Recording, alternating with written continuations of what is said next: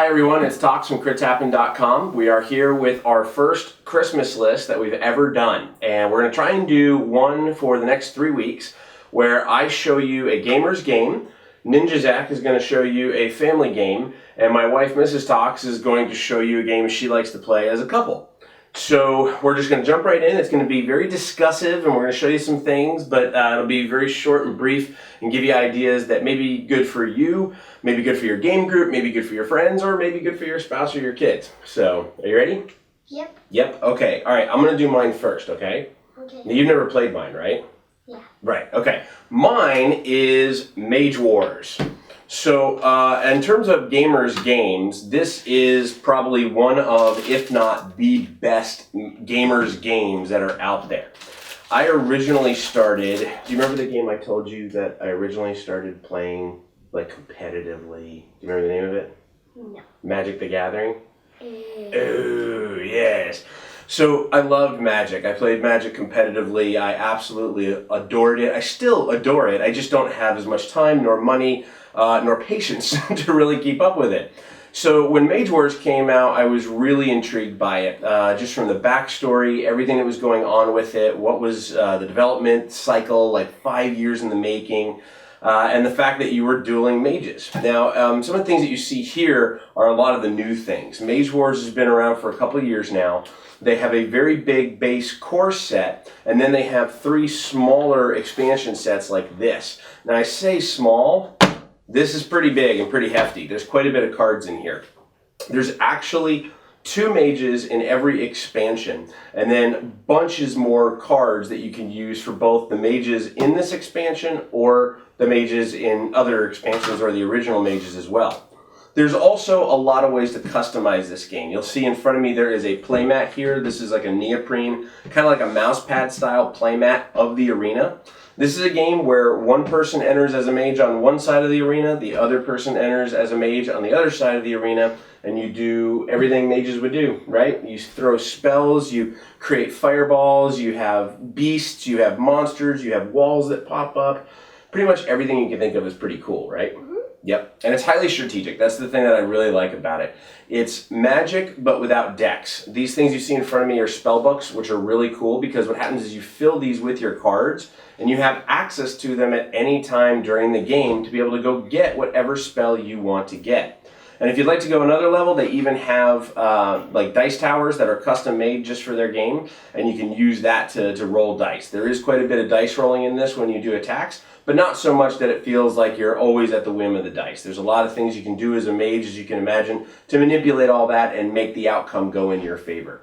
So in terms of gamers' games, to start out with, this is definitely one of the top-notch ones. It's 2-player or 4-player with an expansion with some extra tokens, and it is absolutely fun. You can play one-on-one, you can play 2v2, you can play two-headed giant. There's all these different kind of variants you can do, and it's something that I've really enjoyed. We actually gave Mage Wars the award for Critical Game of the Year last year, and well worth it. It is a phenomenal game. The expansions have added nothing but more awesome to it, and it's been getting better and better as it goes. So if I was a gamer and I wanted to get a gift, I would love to get Mage Wars. So, why don't we talk about your game? Let me move this to the side a little bit, and then we can talk about your game, NinjaZach. Okay. Now, they can't see it yet, even though you and I can see it. They can't see it. Now, you like lots of different games, right? Yeah. You like games that have moving around boards, capturing pieces, but kind of you have a little different thing because you like to be the bad guy sometimes, right? Yeah. So, what's your game? Boss Monster. Boss Monster. Why don't you hold the box up so everyone can see the box? So the box looks like a game before NinjaZach was even born from a Nintendo game. But Boss Monster is a really fun game that was kickstarted earlier this year with a lot of success. It was designed to where what? What do you get to do in this game? You get to be the boss instead of the good guy. That's right. Instead of being a hero or an adventurer, you're going to be a bad guy, right? Yeah. And you're controlling what? What is it you're trying to build? A dungeon. A dungeon. You have all these different cards, right? You have room cards that you build dungeons. And spell cards. And spell cards, right. Spell cards are going to be able to affect your rooms, affect other people's rooms, maybe affect the adventurers they're attracting. And someone else plays the card, you can like counterspell it. You can counterspell. That's your favorite card, right? Yeah. You like messing with other people. Yeah. So the game is actually very basic and very simple. You start with a boss. That boss has a level up power. You build a dungeon that can have up to 5 cards in front of you, and each card is a different room that adventurers are going to go to. And the adventurers get attracted to your dungeon based on little icons that you collect, right? You could have like, what are some of the icons? You remember you have the sword? Yeah. And that does what? What does that bring to your dungeon? Fighters. Fighters. And then you've got like a little like Ankh symbol, and that, what does that do? The clerics?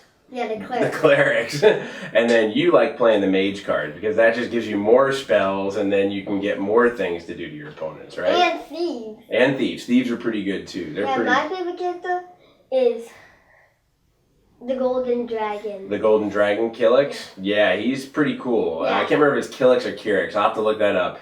But there's tons of bosses, and the bosses are all very retro style. It's all 16-bit, 8-bit kind of graphics, and very Nintendo looking from the old days. Now, it is very unique. It's something that is easy to pick up. I mean, you picked it up pretty quickly. You've actually taught it to your friends, right? Yeah. You took it over to friends' houses and showed them how to play, and they've had some fun with it. I think you actually sold a couple of copies for them, and the Brotherwise Games guys don't even realize it yet. But what's your favorite part about Boss Monster aside from being the boss? Killing the heroes. Killing the heroes. Okay. It's nice to be bad every now and again. Every once in a while, it's good to shake things up. But this is a fun game that you've played with your friends, and you've played with us as a family, right? So it's something that someone your age, who's how old? You're 8? Yeah. Yeah, so someone your age could enjoy, or something we could enjoy with you, right?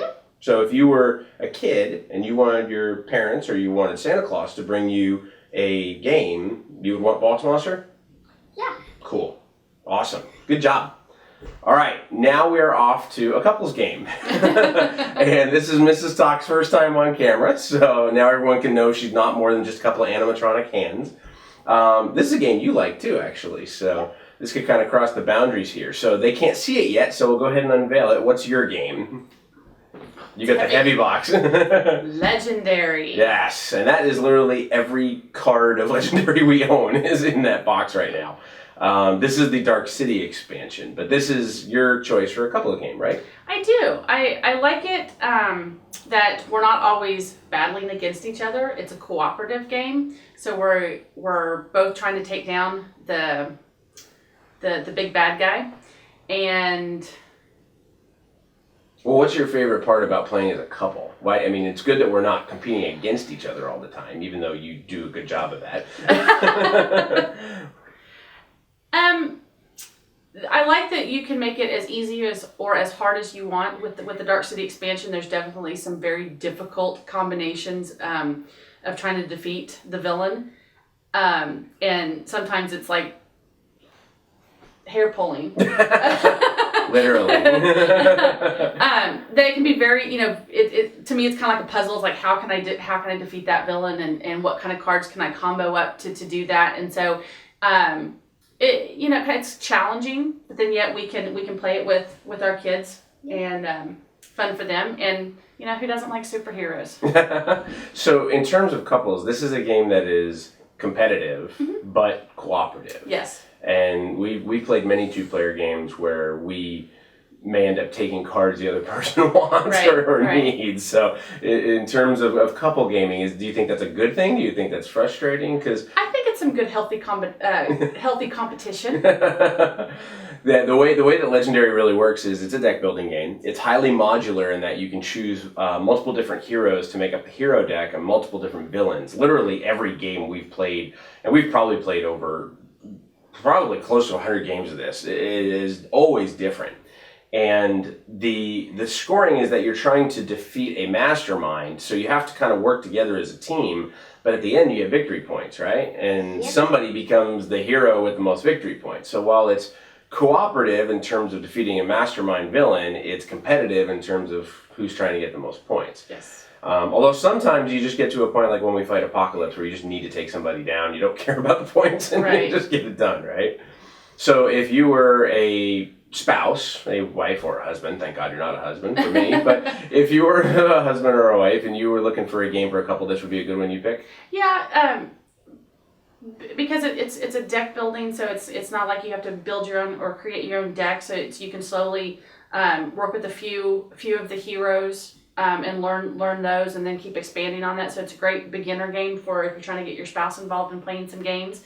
And the superhero aspect, kind of helps get your spouse in there on it. With all the movies coming out and stuff like that. So it kind of helps. It doesn't hurt that Thor's abs are in the game. It doesn't hurt that Thor's abs are in there. Okay, all right, so there you go. So mine's covered up because we have only so much room, but Mage Wars is my choice for a gamer's game.